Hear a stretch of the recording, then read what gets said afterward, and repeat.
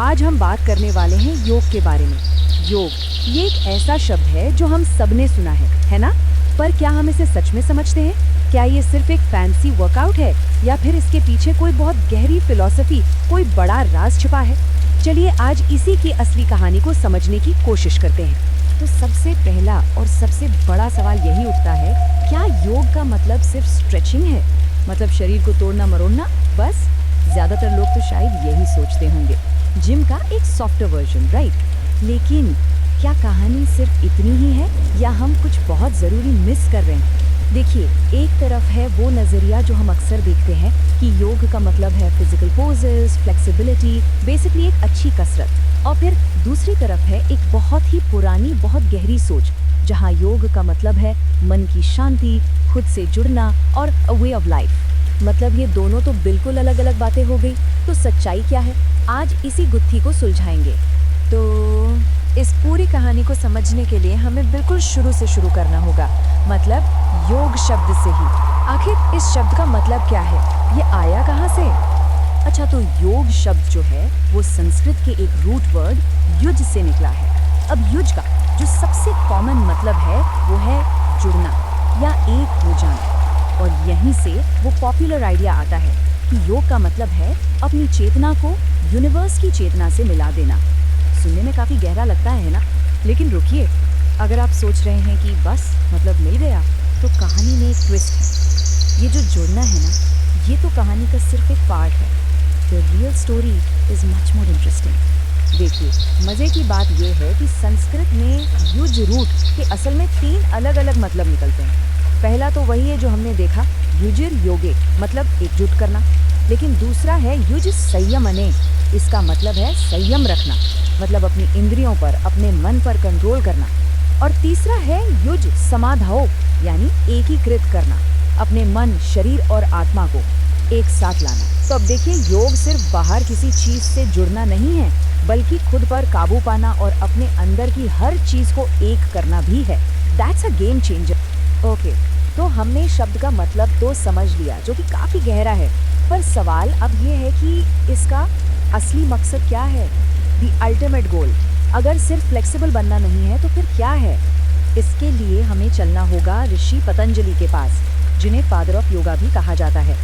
उन्होंने योग की शायद सबसे फेमस डेफिनेशन दी है, योगाश्च चित्तवृत्ति निरोधा। बहुत भारी भरकम लग रहा है ना? पर इसका मतलब बहुत सिंपल है। योग है मन में जो लगातार विचार की लहरें उठती रहती है ना, उनका शांत हो जाना। तो असली गोल फिजिकल फ्लेक्सिबिलिटी नहीं, बल्कि मेंटल स्टिलनेस है, मन को शांत करना। अब जब हमने ऋषि पतंजलि का नाम ले ही लिया है, तो उनके जन्म से जुड़ी एक बहुत ही कमाल की कहानी है। ये कहानी सुनकर आपको योग की हिस्ट्री और भी मैजिकल लगेगी। तो कहानी कुछ यूं है कि एक बार भगवान शिव अपना दिव्य तांडव नृत्य कर रहे थे। ये डांस इतना पावरफुल था, इसकी एनर्जी इतनी ज़बरदस्त थी कि शेषनाग पर आराम कर रहे भगवान विष्णु का शरीर भी उस डांस के रिदम में वाइब्रेट करने लगा। अब भगवान विष्णु के इस वाइब्रेशन को शेषनाग ने महसूस किया और उस कॉस्मिक एनर्जी को फील करके उनके अंदर योग के सीक्रेट नॉलेज को जानने की एक ज़बरदस्त इच्छा पैदा हुई। अब कहानी का दूसरा हिस्सा देखिए। ठीक उसी समय धरती पर एक बहुत बड़ी योगिनी थी, जिनका नाम था गुणिका। वो अपना सारा ज्ञान, अपनी सारी विजडम किसी काबिल शिष्य को देना चाहती थी, और इसके लिए उन्होंने एक बच्चे के लिए प्रार्थना की। और फिर वो हुआ जिसकी किसी ने कल्पना भी नहीं की थी। जब गुणिका सूर्य को जल चढ़ाकर आंखें खोलती हैं, तो अपनी हथेलियों में, अपनी अंजलि में उन्हें एक छोटा सा सांप दिखाई देता है, और पलक झपकते ही वो सांप एक प्यारे से बच्चे में बदल जाता है। ये कोई और नहीं बल्कि खुद शेषनाग का अवतार थे।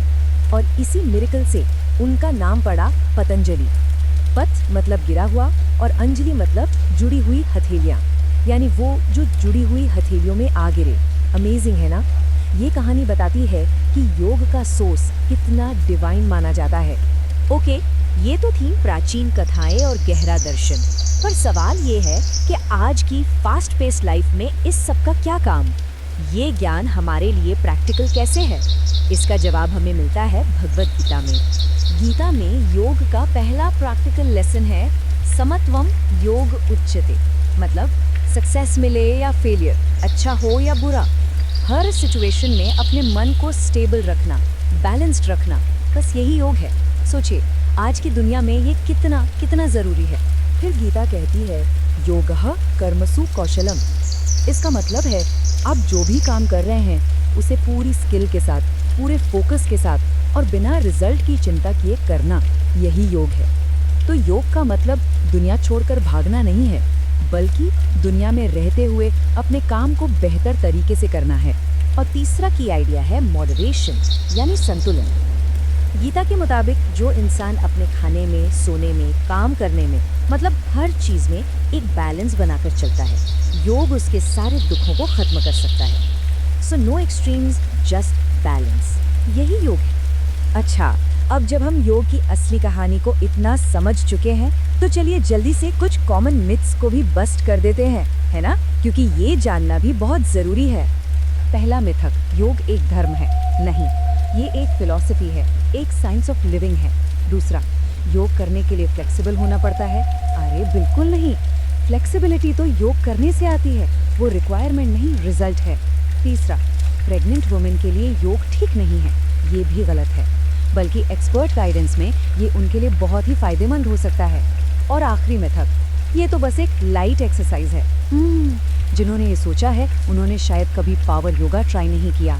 ये आपके शरीर और मन दोनों का टेस्ट लेता है। तो इस सारी बातचीत के बाद हम कहाँ पहुँचे?